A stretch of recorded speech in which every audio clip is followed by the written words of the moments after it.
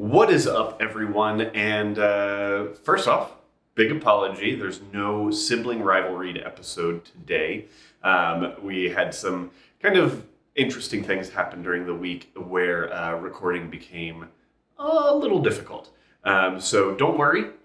New episode of Rivalry, the comic book club show, will be up. Probably, this is coming out late Friday, so if you're watching this on Saturday, it'll probably be coming out on Saturday, potentially Sunday, depending on when we record on Saturday.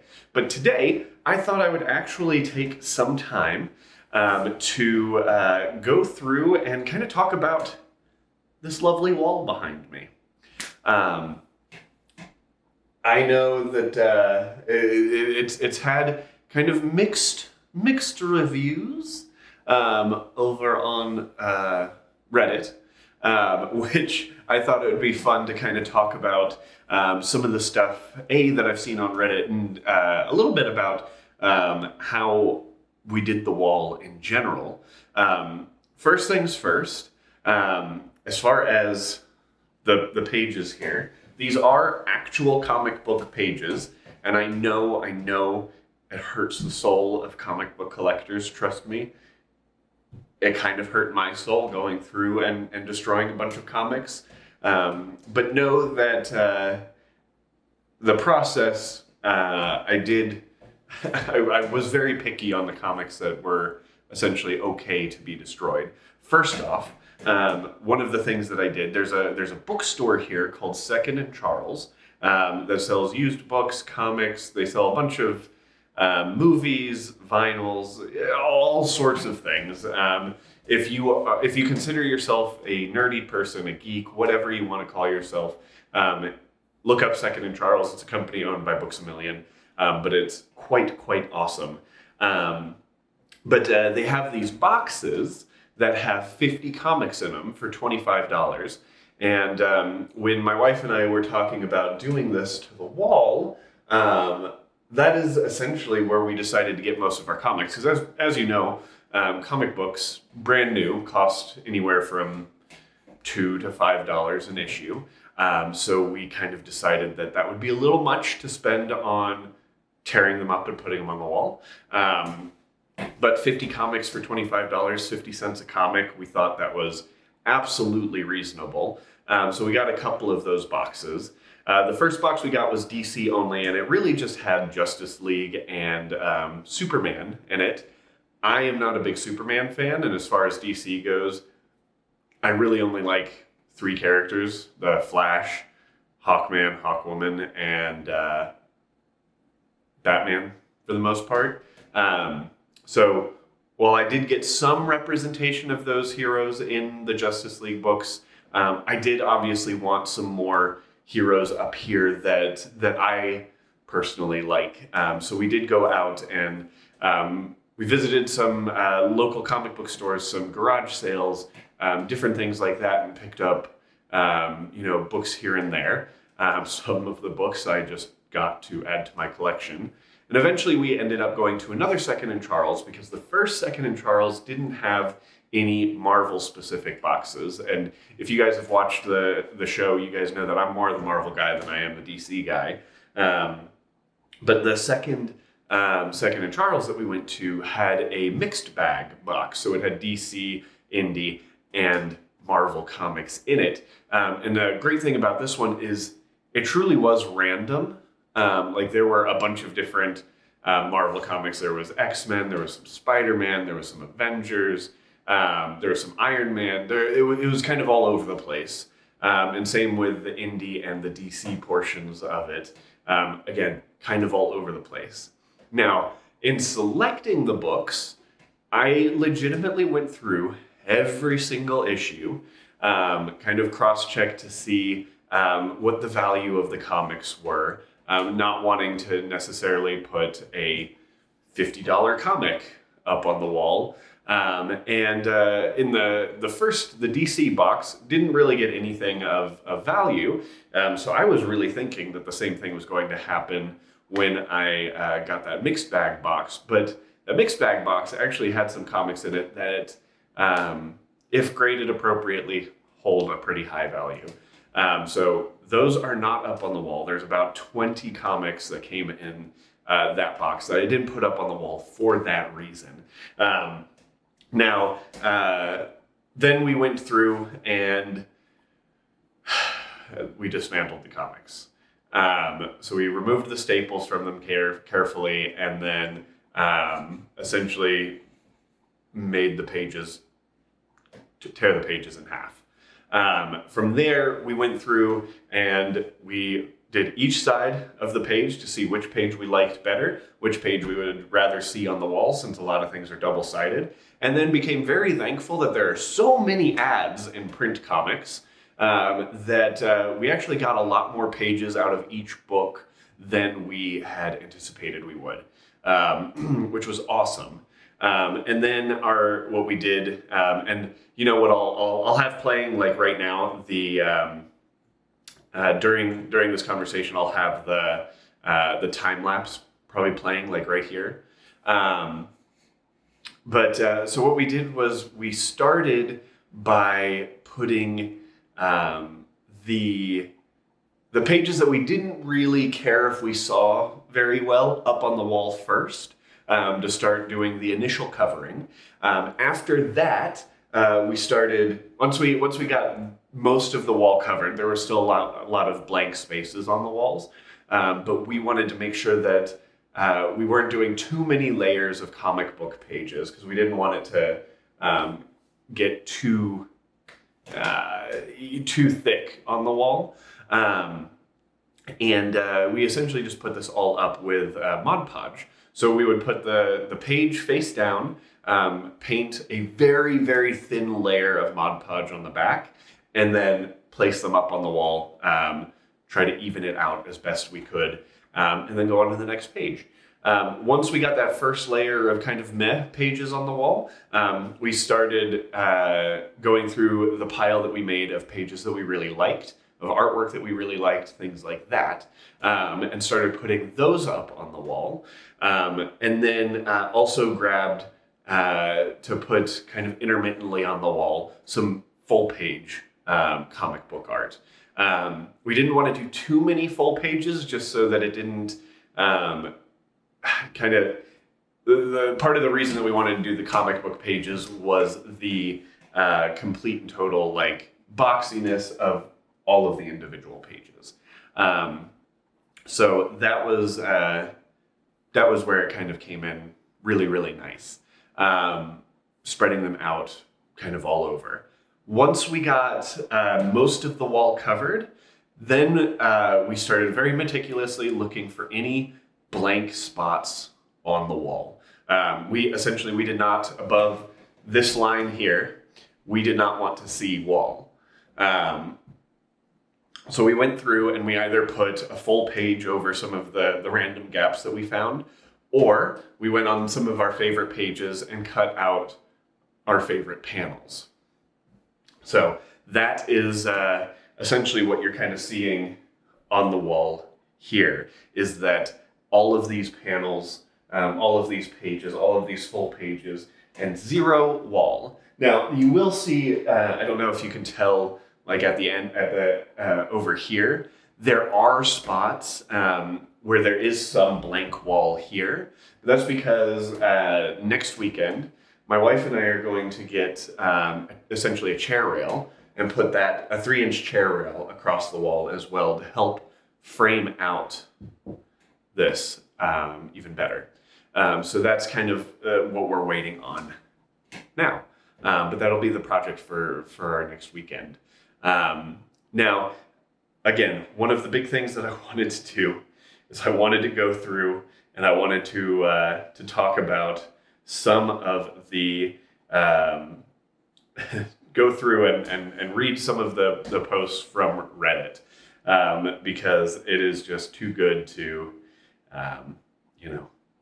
pass up. So we're gonna start recording my screen here. So it should pop up right here. So I posted on Reddit essentially a video of the finished product. I did not post the time lapse. I only posted essentially a scan through of the wall itself. which I can also put in the video. You know, I got a lot of great comments. I got a lot of the same comments. You know, there's a lot of this is so amazing, but at the same time it pains me. Got a lot of those. You know, just obviously going into the comic book subreddit, there were going to be a lot of people that obviously love comics and are collectors of comics. Now, in my opinion, there are different kinds of people who love comics. There's the kind of people who like to read comics, kind of like me. There's the hardcore collectors that buy essentially 2 issues of every comic, one that they can read and one that they will never ever open. I am a firm believer that comic books are meant to be read. So I typically read most of my comics digitally, but when I find the comics that I really love, I do try to go find a physical copy of it. But beyond that, comics are meant to be read. So read your comics. So yeah, I got a lot of comments like that. I did really appreciate Anubis51 saying, "Oh look, it's the first appearance of Miles Morales, and there's a cover of Walking Dead #1." Neither of those things were on this wall. If I had come across an issue 1 of The Walking Dead, wouldn't have gone up on the wall because my wife hates zombies. As far as Miles Morales' first appearance, definitely would not be going on the wall. That would be going immediately to be graded and saved on my bookshelf here to be displayed, because that is amazing. And I really liked Alika's here as well. He used to do something similar as a kid. Would take Annual Wizard poster magazine and the X-Acto knife, the image, so that the background was mostly gone and it would be characters in foreground, and then pin it on the wall. He was essentially doing poor man's Photoshop way back in the day and pinning it up on the wall. Obviously, very cool. Autumn Lean says, "Very cool, it's too much for me, but I would do this to one wall, maybe the top 2/3 of a wall with molding, dividing it horizontally." The funny thing is, we only did the top 2/3 of our wall, and we are planning on doing molding at the bottom. We're actually planning on doing molding all the way around, but we're going to start with molding just on the bottom to see how we like that and if that is enough. But essentially, the reason we were thinking about doing molding all the way around is to make it like one big picture frame of comic books. And then they asked if there was a particular technique that I found worked best, like a YouTube video or website instruction. Not really. So my sister, Anna, she had done comic book shoes, where she essentially did the same kind of thing. She took Mod Podge and comic book panels and kind of layered them onto the shoe itself, which worked out really nicely for her. And essentially worked out great for us as well. And then we did a very thin layer of Mod Podge over the top, so that it would kind of, it would seal the pages, so protect them from getting any more damage than we made them by ripping them and cutting them up. Essentially also make sure that the wall was a little smoother and you didn't feel where every page was, which is amazing. Props to my wife for doing that thin layer, because it's thin enough to where you can't tell that it's there, but thick enough to where you can't feel where one page ends and another begins. Of course, there's this person, "Yeah, I'm off destroying comics for a wallpaper." Yes, that is what I did. I do not have any regrets. This is so amazing, but at the same time pains me. Found this really painful. Cool yet painful. I have this revenge feeling towards the 90s Speculators comics. So essentially they started Speculators comics in the 90s. People were collecting comics and trying to just buy them out. Essentially what's happening to Pokemon cards right now.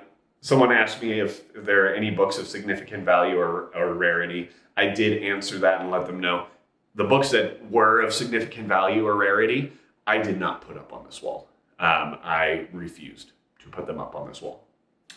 Did this with a bunch of 10 and 25-cent comics. That's essentially what I did. Comics were 50 cents each. You know? 50 cents. That's fine. Next time you should use Reddit to have someone make an image file and get it printed out on one sheet. It's going to be a pain to remove. And if I had thought of that, that would have been great.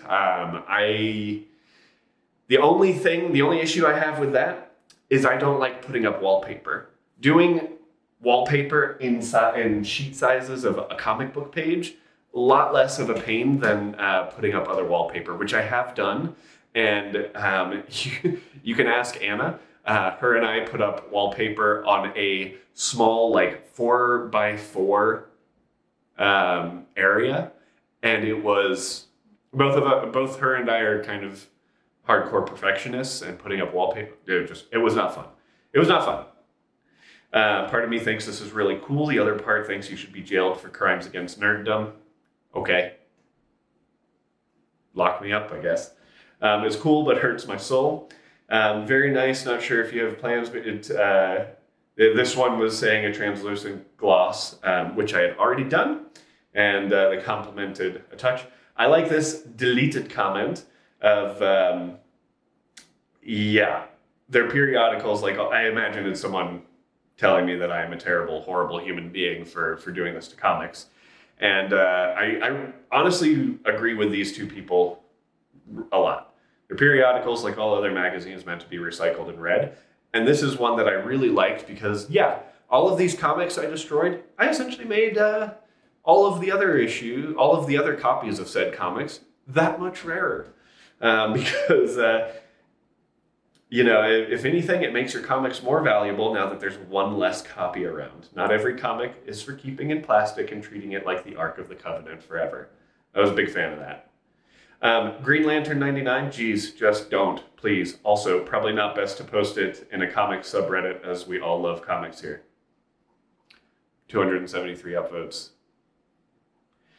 I know people downvoted it too, but there are enough votes on here for me to be in the net positive, so whatever. Tell me you use photocopy. No offense, but that looks god-awful. It's your opinion.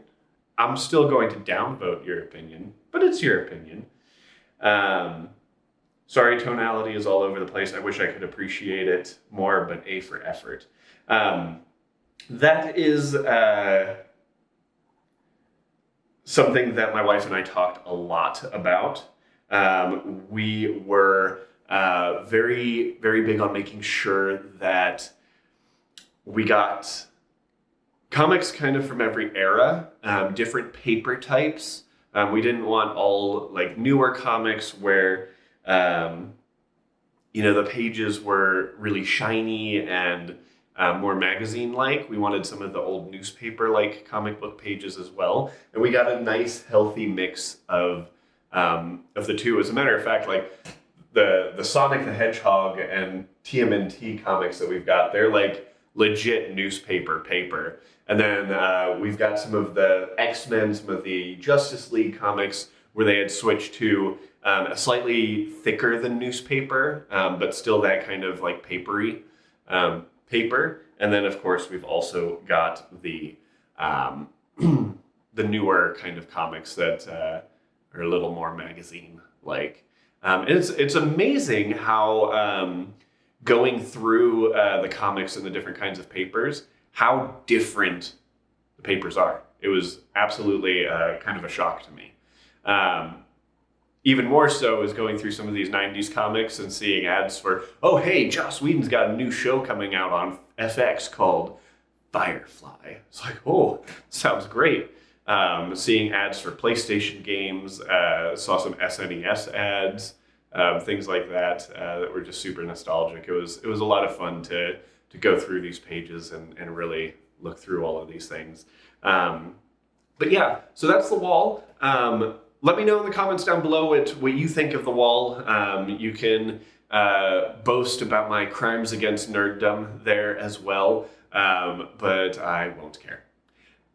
So yeah, so guys, that's all I got for you. Be sure to like, subscribe, share the video with a friend. We're definitely trying to get more and more viewers here. And until next time, Shalom-Aste.